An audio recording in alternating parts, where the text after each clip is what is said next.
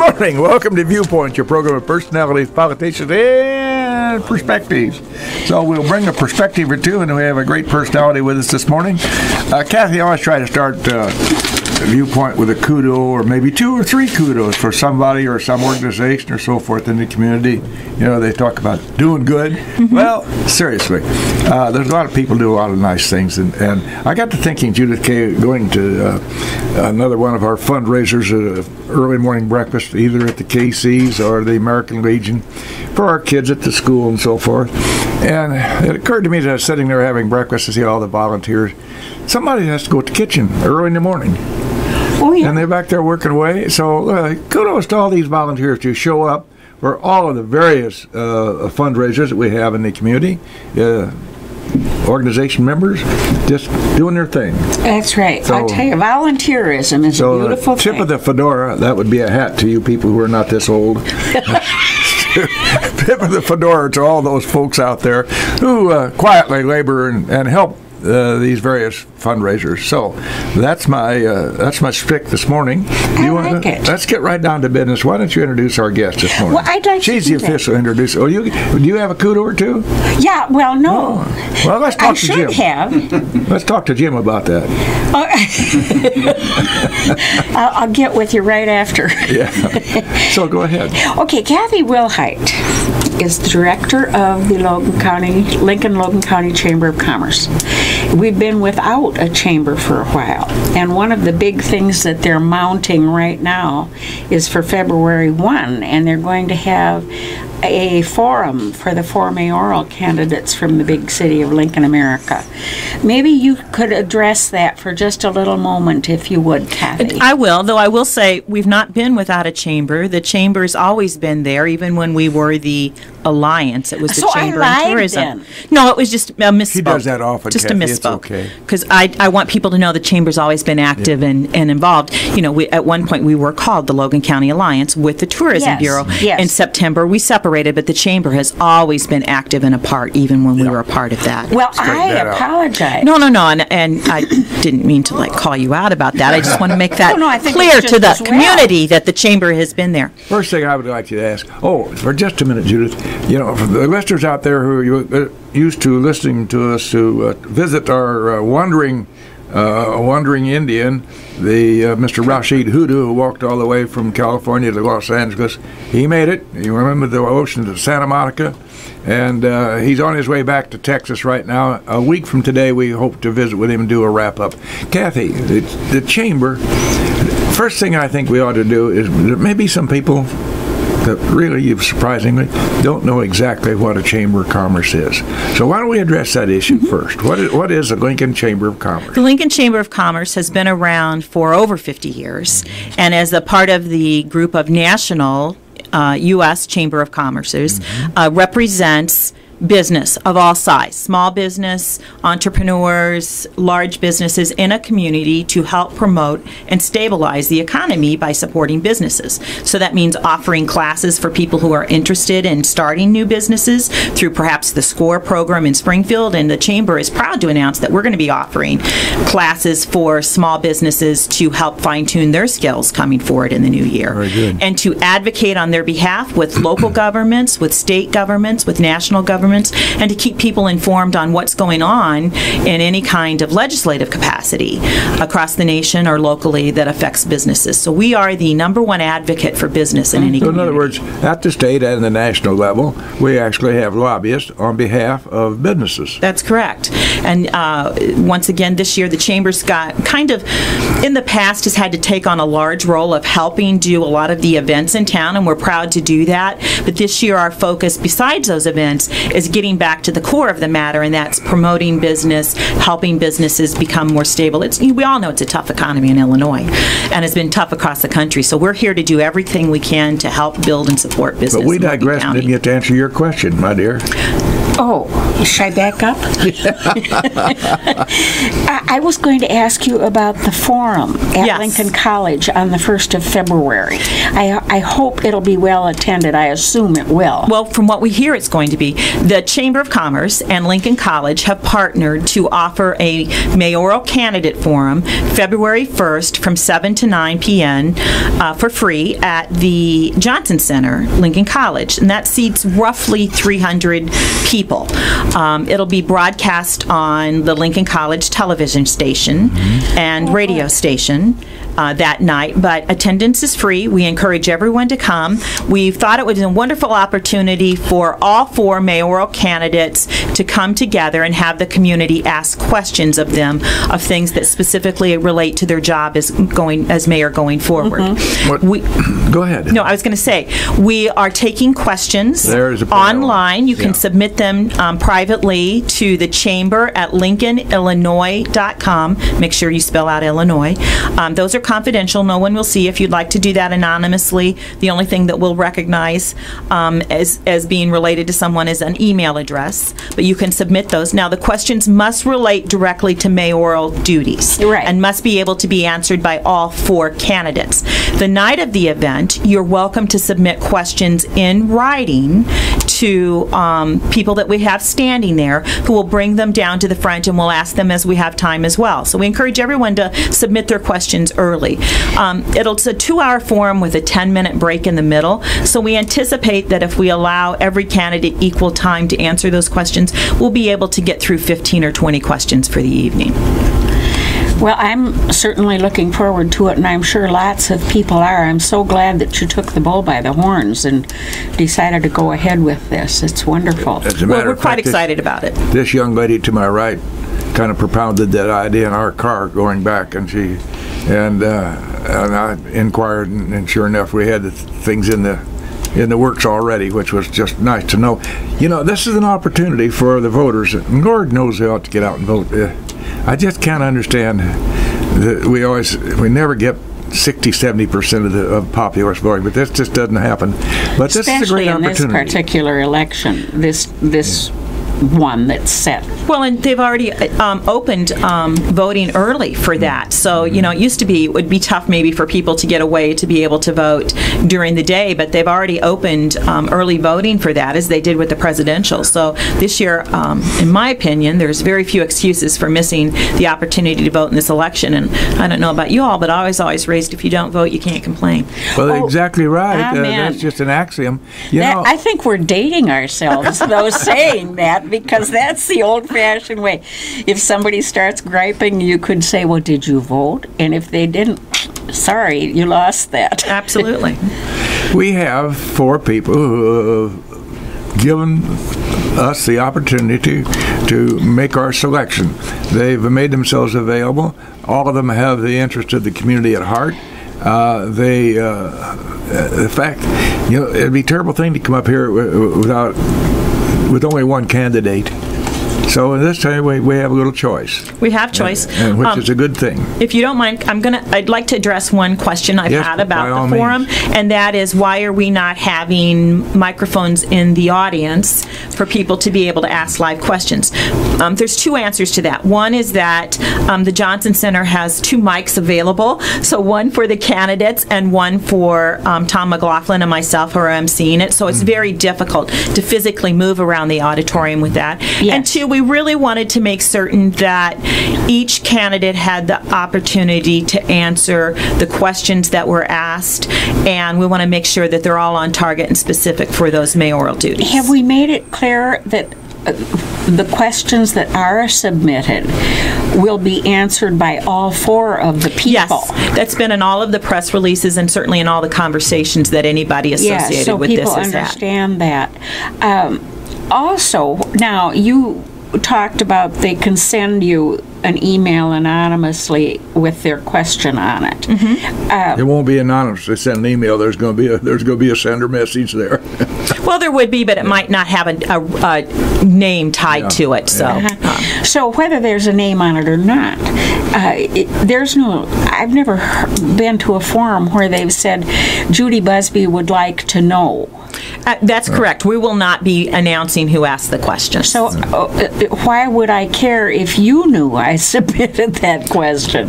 Lots of people have different reasons for lots of things they do, and I don't think we can always figure that out. But for anyone who wants assurance that their name will not be announced tied to their question, maybe because of a job capacity they're in, maybe they work for the city, or maybe they work for the county, or maybe they just don't want to be known as asking the question, all the questions will be asked in a general conversational tone with no names tied to those. That's the way it ought to be. Yes. One of the huge issues in this city is our infrastructure. The candidates can come up with a long-range plan, and certainly they have to be long-range because the financing and so forth, but the candidate who comes up with the best plan for fixing our streets ought to be a shoo-in. Well, and we chose the forum style for this rather than debate because we wanted people to see where each of the candidates stood on a variety of different positions, and we felt that this had the best chance to do that. I think you've done a good job well, thank you. With that forum. Mm-hmm. The League of Women Voters used to have forums before elections, and it was always very helpful. But of course, we don't have a League of Women Voters anymore. So, well, it might be something we need to work on again, isn't it? Yeah, really, seriously. You picked up they did the a lot of good. Mm-hmm. Excellent. Did a lot of good in there. Let's go to your physical move. Now you're now in your new quarters. Number one. Logistically, that was difficult because there's so many things, boxes of paper clips and reams of paper. And 50 years worth of history for the chamber to go through. And you didn't throw away my picture, did you? No, we saved everyone. Seriously, how did that go? Once you got the logistics of it and got physically moved, has it worked out well for you? It's worked out very well. We hadn't really thought about moving, but I think everybody in the community is aware of maybe some challenges that the Tourism Bureau has gone through, and the Chamber as well, and it was suggested by funding for tourism that it would be best if we physically split spaces. And makes sense to me. And we really, the Chamber this year really wanted to, as I said, be able to offer classes for business owners, for people who wanted to go into business, and we didn't have that space in the shared space. No. So I started looking around town and found a space that cost us less than what we were currently paying and afforded us much more room. Oh, yeah. Oh, well, good. And that is why we moved downtown. And you're down on the square. We're down on the square. What is your address? Our address is 110 North Kickapoo, and you will see that we don't have signage yet. The sign guys, for some reason, don't want to climb up the side of the building in the ice and the snow that we've had and hang those signs. So those will happen. Chickens. Something about boring into old brick walls needs to be warmer weather. So we have temporary signs that are being made, but it's in the Marquez-Gelbach Law Building, and it's directly across from Serenity and Abe's Caramel Corn in that large building back behind Flossie's. It's the only door in the middle of the block. So we have the upstairs and a piece of the downstairs. We have a large classroom downstairs that we can use at the Marquez-Gelbach Law Firm. Lovely facility for you. Oh, it's a beautiful facility. It is. That facility was originally remodeled by April and Patrick Doolin for their initial integrity. Patrick does nice work. It's beautiful. It's absolutely beautiful. So it certainly upgraded our image. I've got to tell you, it's been fabulous. Good. Now you have a staff of? I have a staff. There's a staff of 3. Myself is the president and executive director. Carrie Adams, who is our event coordinator, and Tina Rusk, who is our office manager and finance person, because there's a lot of money involved with the chamber with these events. So we have a wonderful, wonderful staff. We work very well together. I think we ought to explain make a comment or two about how the chamber is supported. Members pay dues depending upon the size of their business and so forth. How has that worked out? There's a tiered level of membership, and actually we've gone away from size and more to what do you wish your participation to be, how involved and active, and frankly, what can you afford? Yes, exactly. And we've gone to a tiered membership, as many, I would say 100% of the chambers across the country have gone to a tiered membership. Does that increase your membership membership, generally speaking, then? There's good and bad to that. To everything. Different to everything. We've tried to set up a system where you can purchase items a la carte, advertising and that sort of thing. So, the Chamber is funded by membership. When there's a great year, that's great. It's very good. When it's a not so great year and times are tough, people tend to pull in they tighten the strings a bit. But that certainly is not all the funds that are needed to fund the Chamber. So, we are the event company in town. We do the Balloon Festival. We're having a Halloween event this year. We do the annual dinner. We do the Egg Breakfast. We do a number of events. And then, as I said, this year we're initiating a program, again, that had kind of fallen in the past, and that's leadership for businesses, have their employees come and learn about nonprofit opportunities, how to help nonprofits within the county, how to be a real leader in our community from a volunteer standard, and that's called Leadership of Logan County. We also work closely with the CEO program at the high school, developing key leaders, and that is a wonderful program. Yes, it is. And then, as I said, our other big focus this year is to be able to offer education for businesses at all levels. Maybe somebody wants to know, how do I initiate an intern program into my business? I've not been on the web, and I want to be on the web. I want to sell through the internet. How do I put safety precautions into place? Perhaps I have a family business, and I need to think about, how is this transfer going to take place, and how is it going to be set up estate-wise when I pass and it goes to my children? So those are the types of classes that the Chamber will be offering this year, and they'll be given by local Chamber members who have those areas of expertise. So it's a wonderful system that we all feed back into the community. Boy, those are some things that people will really want to take advantage of. I hope so. We've spent a lot of time working that, and we'll be launching that probably February, March. Those classes will begin. We have to launch into something here too. This is a capitalistic system here, and we have to have a profit. And in order to have to make a profit, we have to have sponsors. In order to have sponsors, we have to give them some time all the time. So let's defer right now to our sponsors, Mr. Grash.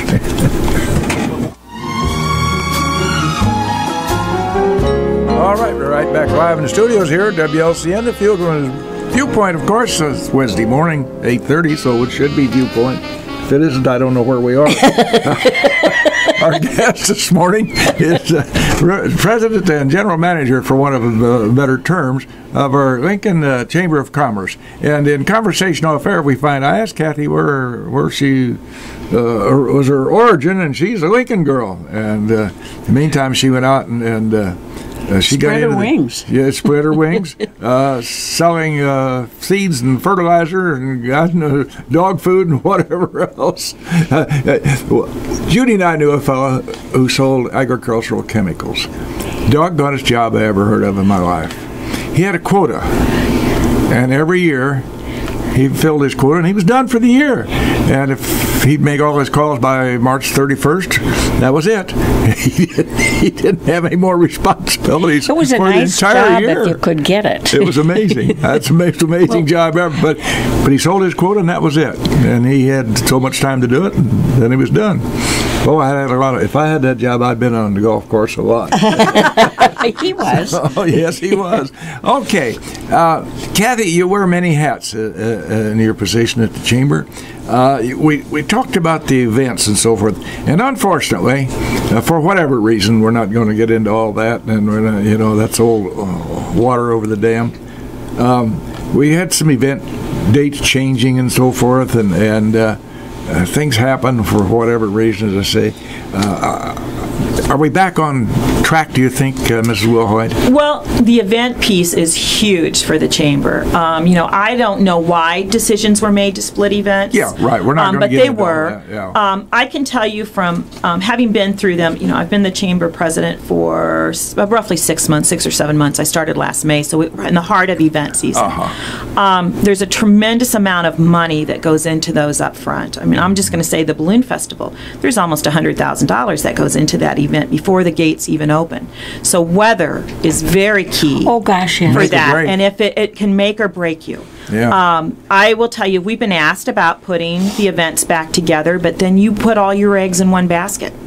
If it rains out one weekend, you've lost every opportunity for those events. That's a good point. It's all about managing risk. Much of what I do at the Chamber is managing risk with money and events and trying to figure out what the weather's going to be and when it's going to be. The dates will stay the same. You know, it's much easier to keep things traditionally on a date to do that. So the Balloon Festival will be, don't quote me, I think it's the 26th, 27th weekend, those dates of the weekend in August. This year we will be having a high-end craft and art show in the parks the same time.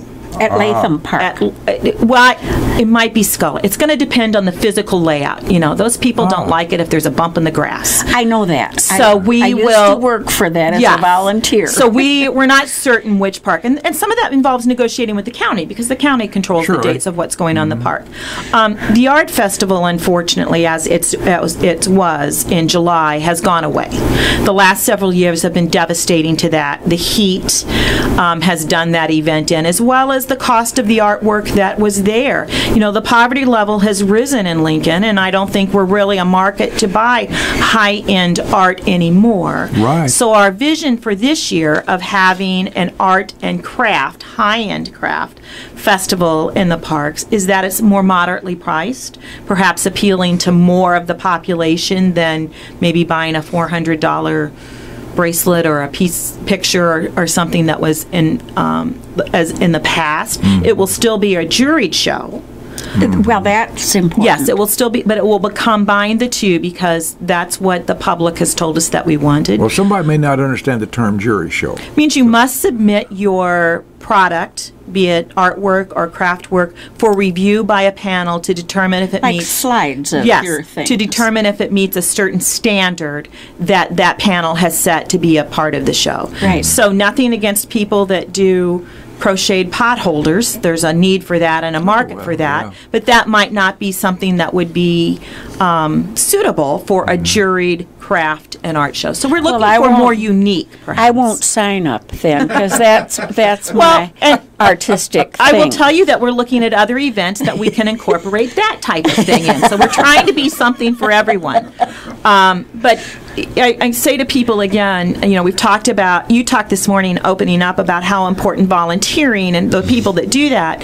There are 3 of us at the Chamber. And to manage an event such as the size of the Balloon Festival is huge. It takes 350 volunteers to make that float. And we are very fortunate that we had well over that this year. They've struggled in years past. But this is for the community. Everything we do as far as events is to bring people to the community, to showcase Lincoln, to showcase talent.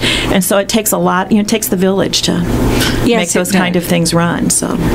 And raise children in their spare time. Absolutely. 648-5510. Somebody might have a question of Cathy Wilhite. She's, if you excuse the expression, kind of a newcomer insofar as our chamber is concerned. Doing a whale of a job up there with her assistants. Takes a lot of time.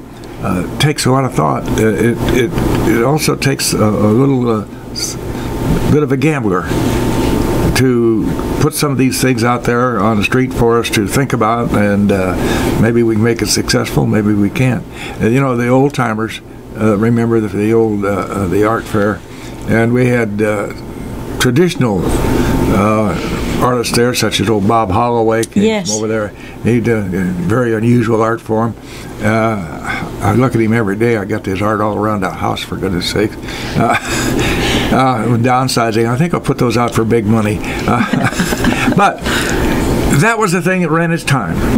And unfortunately now we're on to new things. And we can't keep harping back, at the point of my meandering around here, we can't keep harping back. Well, we used to.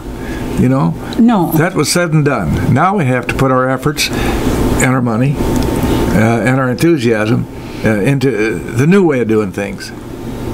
With the art festival, we've retired, as I mentioned, we've retired it this year. I'd have to say that doesn't mean it won't come back, but it'll come back in a different shape and form, and that takes time to really think how you want to do it. One thing that my staff and I and our board is very adamant about is what we do as well as we can, present the most professional product that we can. So if that's a program or an event or sponsorship or whatever, we want to do it the best we can. So I think, as you say, it's past perhaps, but it might come back in the future and come back in even better form for the times that we have now. Well, my friends and I all volunteered for the art fair. Yeah, for years.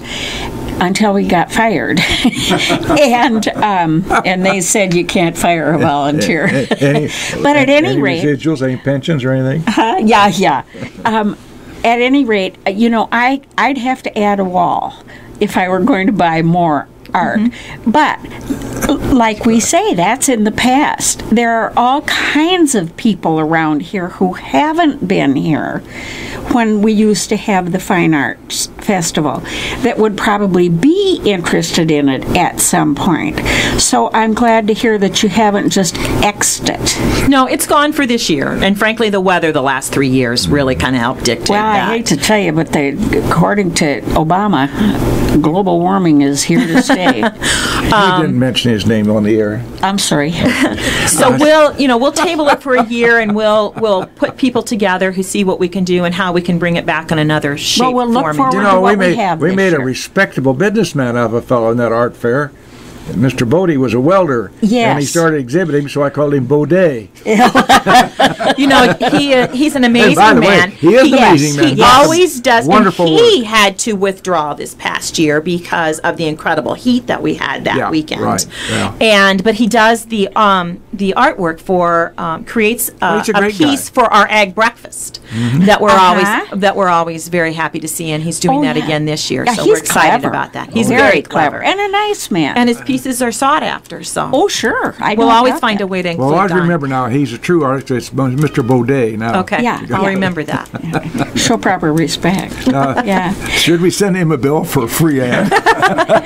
Well, can you give us a little synopsis, a Reader's Digest version of some of the things you're thinking of for this Halloween thing that will be new? Of course, that's several months off. It is several months off, but the committee's been working on it for the past 5 or 6 months. It's going to be out at the fairgrounds, and it's going to be an event you'd ride through. So there'll be tractors or golf carts, the long golf carts that seat many people. And it goes approximately 1.5 miles around the fairgrounds, and it's called the Route 66 Ride of Terror, though it is family friendly of all ages. And you'll be going through venues where it'll be like going through a haunted house, but you'll ride for the event. But now that sounds clever. It is very clever. We have a wonderful group of people participating in that.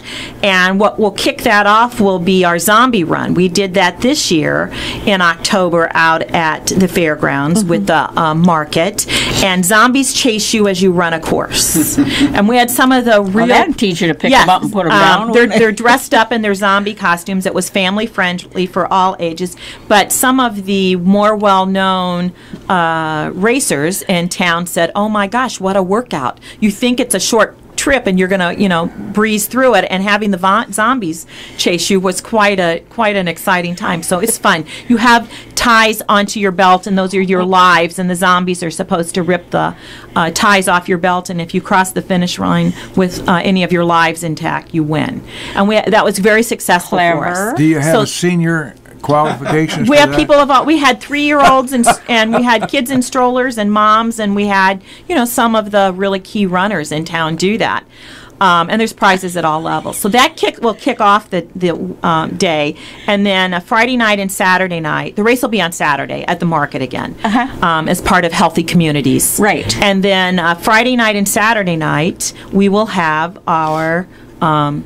I think it's called Terror on Route 66, and you'll be in on a wagon drawn by a tractor or in these multiple seat golf carts, like they have at the big events, that will go from place to place in the fairground and thrill and terrorize you.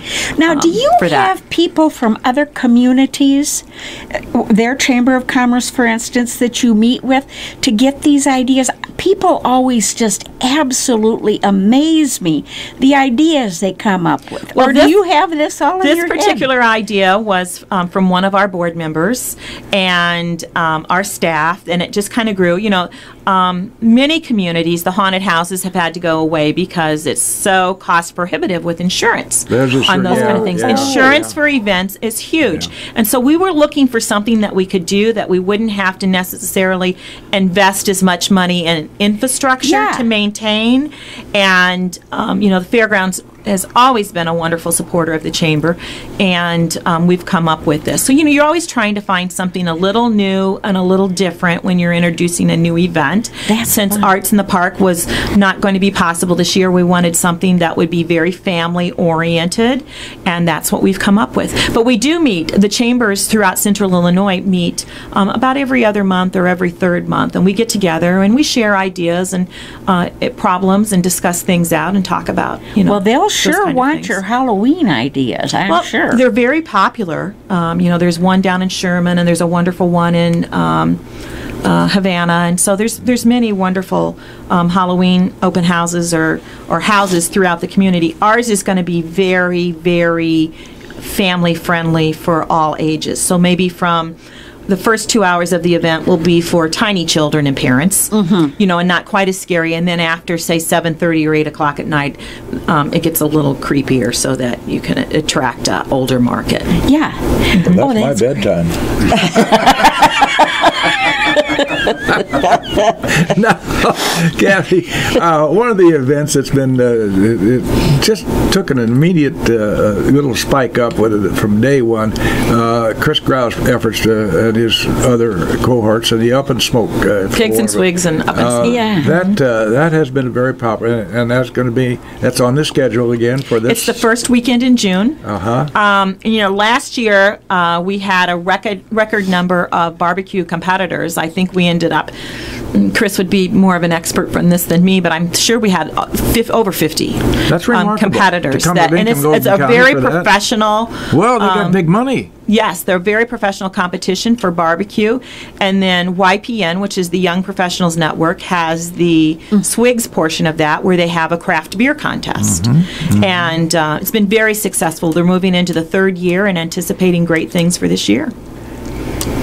Well, it's a crowd pleaser. Yes, it is. And it's unique. It's fun to just wander around there with your mouth agape, looking at the investments that some of these folks make in their trailers and their cooking equipment and so forth. I dare say it's larger than some people's homes. The investment in no that. question. Yeah, no question. And very top secret. You notice that you don't see them out in the public eye. They all go inside their trailers for competition. But then there's that wonderful competition they have, the backyard competition, where people from the surrounding area Joe Smith can all compete for that as well. So I know they have a meeting this week, and it seems to be moving forward, and I'm sure that we'll have as many competitors or more than we did last year in the professional category. You're so enthused about this, it can't help but go well. Oh, well, Chris is fabulous, and Michelle Bauer, who runs the Swigs part of it, and YPN, and they're fun people to work with. They have very inventive ideas. We are so blessed in Lincoln that we have people who want to invest in our community, who want to be involved in our community. They do it for the community. They don't do it for recognition. They do it because they love Lincoln and Logan County and the Chamber. Every single one of us at the Chamber feels the same way. We're not just the Lincoln Chamber. We're the Logan County Chamber. Right. And that's important and that's very important to remember. We really want to get out and focus on every community in Logan County and help them be the best they can be. There's wonderful things going on all across Logan County. Yes, there are. There certainly are. Bill and his wife and I'm the third wheel. We take advantage of a lot of those things and enjoy every one of them. And some of them are kind of closely guarded secrets, aren't they, Bill? Sometimes. Yeah. What is our membership in numbers? How does it relate to opportunities? Well, we have a tremendous opportunity because not every business in town is a chamber member, and it might not be a fit for them. That investment is what people need to make for individually. I can proudly say that We had 21 new members since last May when I joined, brand new businesses in the community that have joined the chamber, and we had 65 members or more who had left the fold and come back since the chamber has kind of reissued in May this year with our new staff. Both Carrie and I were new then. Tina had been there a year. So we're very proud of that. We're in the 330 member range right now, and we'd like to see that 1,200 members in the county. That is so great. So there's a lot of opportunity. Well, but you have like any other membership, you have to earn that. You have to earn it, you have to keep it, and you have to show people that investment has value. It's an investment, not an expense. No, it's an investment. It's an investment in their future. It's an investment in the community. You've mentioned, for instance, Healthy Communities Partnership. You find yourself working closely, I'm sure, with other organizations such as Healthy Communities. Absolutely. Right along. Absolutely. The hospital is our largest chamber member, or one of our largest chamber members, and we do a lot with them. We work with the Healthy Communities Partnership. We work with the Senior Task Force. Our second largest employer in Logan County is the Assisted Living Senior Citizen Communities Services, and we work very closely with them to promote those events, to help with hiring, to showcase the wonderful new facilities that we have in the area. I mean, that's really going to be a key business for Logan County. And, we work with, I was at the Kiwanis yesterday. I'm a member of Rotary. We're involved in KC. We are involved in everything in town, and we want to be involved in everything in town. We support Habitat for Humanity. We're always thrilled when we're there for the initial groundbreaking and blessings of the home. This is our home. This is my home. It's important to me that Lincoln and Logan County be the very best that it can be. I don't have children. I consider this part of my legacy of what I want to leave behind. And I know my staff and the board feel the same way. This is where we live and work. We want it to be the best it can be. Judith K., as an old-timer, I'm seeing more chamber involvement in the community than I have seen in a long time, and that's extremely important. In the good old days, nobody wants to talk about the good old days. Well, they had a few things going, and that was it. We don't have any. They used to have an annual chamber membership thing, and we do, and that is February 9th this year. The annual awards that's and membership up right quickly. Yes, it is. It's Thursday. I believe Thursday's February 9th. Chamber members can still submit a request for early tickets. It's $40 a piece. After January 31st, it goes up to $50, but that is our awards banquet where we hand out the awards and recognize our wonderful chamber membership for the year. Jim ought to send us. Yeah. Want to do that, Jim? Caught him backside on that. Poor Jim. Yeah. We gave him a lot of guff up here, but we respect him. He's got the key at the front door, and the checkbook. Yeah. So, as you face the future, Cathy, do you have any questions or concerns about your plans? And let's kind of look ahead for the balance of course, you're really not only using 2017, but you're looking ahead to 2018 now. Well, one thing that probably my staff is tired of hearing is that we live in the moment, but we have to be planning 2 years, 3 years, 5 years down the line. There's a lot of different wonderful organizations in Logan County, and the cold hard fact is, you talked about sponsorship. Most of these events are run with sponsorship dollars, whether it's a chamber event or whether it's something for the Catholic school or for the hospital or what have you. As a community, we're all competing for those dollars, and so we need to partner together. We need to think about it. My big challenge is thinking, how do we not pressure our businesses and the people in the community to offer the services and products that we do, meaning planning the events. So it means getting creative in what we can do and who we can partner with for bringing these big events. You know, I mentioned to you there's a huge investment in the Balloon Festival. Well, I was honestly surprised. I've lived in the community 40 years. This year I saw it from a different perspective, and how many people from outside Lincoln and Logan County come to the Balloon Festival. That is the majority of the people who attend that. I need to think about ways that we can offer those type events without financially stressing those of us that live in the county. So that's my biggest challenge going forward. And that is truly a big challenge. You'll meet and conquer it. I have every confidence. I'll meet it. Let's hope I conquer it. If one wished were to be granted, what would that be, Cathy? Boy, that's a big question. I think for Lincoln and Logan County, I would like to see economic stability. I'd like to see us move forward. I'd like to see jobs. But I'd also like to see more economic stability for those of us who live in Lincoln, Logan County, and Illinois. And that goes right back to local politics, to state politics, and we all need to get out and do what we can to make sure that the right things happen for us. Well, we've difficult times here in these last several months, a couple, 3 years or so. We have to watch how we open our checkbooks. We kid Jim a lot out here, but he's just one of the managers in this community who has to work with a budget. And without making that successful, things don't go very well. So the chamber needs a budget. And that's a tough thing to draw up, because you're not really certain about how the membership income, which is the backbone of how you operate. I constantly say to my board and my staff that our job is to manage risk. The risk of betting on what event will do, what programs will do. So everything is a calculated risk, and how we can move the community forward with that kind of uncertainty can be very difficult. But we're determined to do it. You know, I could not find. I went to. I always go on the internet when I have Judy and I have guests, and I try to find a question that's somewhat pertinent to the subject matter of the day. I couldn't find a doggone thing about chambers of commerce and quotes and so forth.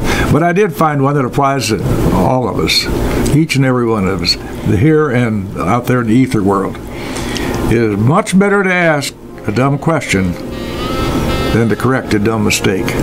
Absolutely. Thank you, Cathy. Thank you. Thank you very much. That's a good one. Thanks.